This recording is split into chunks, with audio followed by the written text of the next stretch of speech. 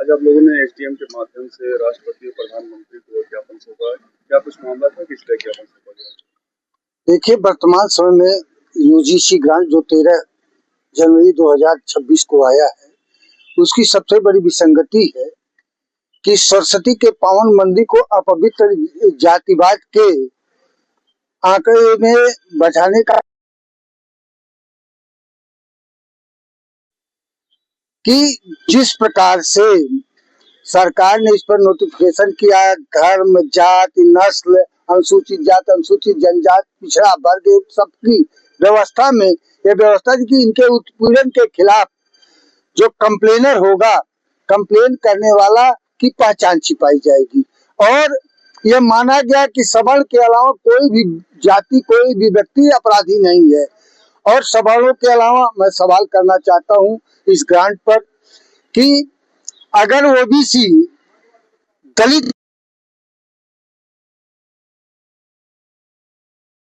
ऐसी स्थिति में दूसरी बात कि यह व्यवस्था अध्यापक से, छात्र से लेकर वाइस चांसलर तक है। वाइस चांसलर तक व्यवस्था होने के कारण अगर कोई अध्यापक किसी बच्चे को समझाता है और समझाने के बाद उसके समझ में नहीं आता तो अक्सर अध्यापक कहते हैं तुम्हारी बस की बात नहीं है, उसके खिलाफ भी उत्पीड़न हो जाएगा। अगर कोई लड़का, कोई एससी ओबीसी लड़का किसी लड़की से प्रपोजल करता है कि हम हमारे से शादी कर लो या कर लो, उसको अगर वो इनकार करती है तो अभी उत्पीड़न में आ जाता है। उत्पीड़न की स्थिति यहाँ तक की है कि हमने सोच लिया कि मैं आपका उत्पीड़न करूंगा, उस पर भी केस बन जाएगा। और पहचान छिपाने की व्यवस्था में दूसरी चीज ये होती है कि जिस यूनिवर्सिटी में, जिस डिग्री कॉलेज में, मेडिकल कॉलेज में अगर ये साबित हो जाता है, सरकार की मंशा आ जाती है कि इसकी मान्यता खत्म कर देनी है और उसकी ग्रांट रोक देनी है, तो किसी से गोपनीय ढंग से कंप्लेन करा करके यूनिवर्सिटी की मान्यता खत्म करा देना चाहती है। ऐसी स्थिति में पूरी शिक्षा व्यवस्था ध्वस्त करने की क्रिया में आपको पता होगा 2014 से लेकर के 2024 तक 90,000 प्राथमिक विद्यालय बंद कर दिए गए। सरकार तो कहती है, सरकार जेएनयू से लेकर के हर जगह कहती है हम मदरसों की जांच करती है, बंद करती है प्राइमरी पाठशाला।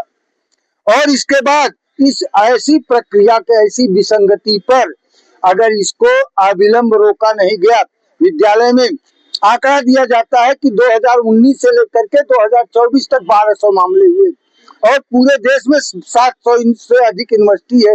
अगर आंकड़ा देखा जाए तो एक यूनिवर्सिटी पर एक बच्चे का नहीं आता, 1.25 बच्चे का आंकड़ा आता है। एक व्यक्ति को बचाने के लिए, जैसे किसी जिले में एक अपराधी हो तो कहा पूरे जिले को फूंक दीजिए, यह व्यवस्था करी गई है। एक अपराध को बचाने के लिए 1 लाख लोगों को सजा देने के प्राविधान को यह इस सरकार के खिलाफ यह विनाश की अंतिम कील होगी। और क्योंकि यह सरकार तो शुरू से सवर्ण विरोधी थी, कहने के लिए सवर्णों की बात होती है। अगर हम वो कहानी कहने लगे 1990 के आंदोलन में भी हम लोग रहे, 94 में रहे, आज उस पर चर्चा नहीं, आज सिर्फ चर्चा है कि सरस्वती को पावन मंदिर को बचाने के लिए प्राइवेट स्कूलों की स्थिति क्या है, कॉपी किताब, स्कूल ड्रेस से लेकर जो जबरदस्त कमीशन बाजी चल रही है, हर साल रजिस्ट्रेशन फीस ली जा रही है।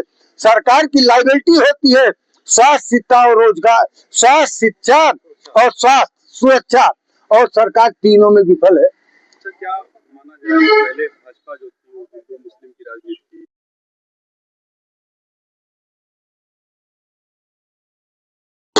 भाजपा अप्रत्यक्ष कहा जाए, मैं 1947 के पहले की बात करता हूं, जिससे निकली हुई भाजपा आरएसएस थी।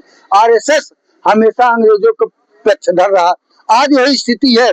यह हिंदू मुस्लिम की बात करेंगे लेकिन यह मंदिर के पक्ष में भी नहीं। अभी आप बनारस में मंडघड़िका घाट पर मंदिर तोड़े गए, बनारस में मंदिर तोड़े गए, आपके बगल में अयोध्या जी में मंदिर तोड़े गए।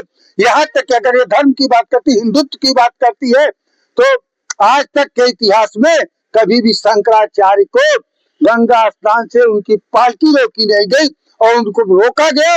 और केंद्र से लेकर के प्रदेश सरकार की तानाशाही, उनसे कोई बात करने तक अभी तक नहीं गया। सरकार उस पर अपना पक्ष रख रही है कि पालकी से नहीं जाना था, पैदल चले जाते, क्या बिगड़ जाता। उसी संगम में हम भी रहे और लगातार 15 दिनों तक रहे, 10 जनवरी से लेकर के, और 25 जनवरी को वापसी हुई है। सतुआ बाबा की VIP गाड़ियां निकले, 4-4 करोड़ की गाड़ियों के काफिला निकले, उसको जगत गुरु शंकराचार्य पालकी, व पालकी मतलब कि पेट्रोल से नहीं चलती, डीजल से नहीं, उनके अनुयायी शिष्यों के द्वारा खींच करके ले जाया जाता था, जिस पर कोई MB एक्ट नहीं बनता है। ऐसी स्थिति में सिर्फ विद्वेष के कारण, विद्वेष ये था कि जगत गुरु शंकराचार्य ने मनकड़िका घाट की बात उठाई, बनारस मंदिर टूटने की बात आई, अयोध्या मंदिर टूटने की बात उठाई, इस कारण से उनको स्नान करने से रोका गया। क्या लग रहा है, अगर मांग नहीं पूरी होगी आगे क्या रणनीति है आपके संगठन? हमारे संगठन की यही रणनीति है कि हम किसी के को भी वोट दे सकते हैं, हम ओवैसी को दे सकते हैं, बसपा को दे सकते हैं, सपा को दे सकते हैं, लेकिन भाजपा को वोट न देने की अपील करने के लिए पूरे देश में निकलेंगे और इनका विनाश करके रहेंगे। VP सिंह ने जो विरोध बड़े स्तर पे हो रहा है, उसके बावजूद भी भाजपा एकदम टस से मस नहीं हो रही है। भाजपा इसलिए भाजपा की रणनीति, मैं 1990 की बात कर रहा हूँ, जब मंडल आयोग का विरोध चल रहा था, उस समय भारतीय जनता पार्टी VP सिंह की सरकार में गठबंधन की सरकार थी, और गठबंधन की सरकार 7 अगस्त को मंडल लागू होता है, और इसके बाद आंदोलन चलता है। 9 अक्टूबर तक जितने आरक्षण विरोधी थे गिरफ्तार हो जाते हैं, और जब 2 नवंबर को जब जम भीषण गोली कांड होता है, जब हम लोग जेल से बाहर निकलते हैं, तो जय श्री राम हो जाता है। 1994 की घटना, जब शिक्षा में आरक्षण लागू हुआ था, आपके बस्ती जनपद से आंदोलन पूरे देश में चला था। उस समय तत्कालीन मुलायम सिंह यादव की सरकार थी। मुलायम सिंह यादव ने 13 सितंबर 1994 में मुख्यमंत्री रहते हुए आरक्षण के समर्थन में प्रदेश बंद करवाया था, लेकिन जैसे ही मुलायम की सरकार गिरती है, मायावती की सरकार भाजपा के गठबंधन से बनती है, आंदोलन ध्वस्त हो जाता है। लेकिन कई बार के ऐसी घटनाओं में देश में NRC CA की बात करते हो और ला देते हो UGC ग्रांट पर आ जाते हो। NRC CA ये लड़ाई लड़ते हैं मुसलमानों के खिलाफ, ये बात बोलेंगे मुसलमानों के खिलाफ और गाज गिराते हैं सवर्णों के खिलाफ, इसलिए यह गलतफहमी निकाल दे। अगर ओवैसी हमारे साथ खड़े होंगे तो ओवैसी के साथ के चुनाव में अगर UGC नहीं आता ये जहां 200 के ऊपर से दर्जनों की संख्या में इनकी सीटें हो नहीं है। अगर इनको यह मंशा है कि दलित और पिछड़ों के नेता अपने अपने स्थान पर अडिग हैं और उनको छोड़ करके जाने वाले नहीं है।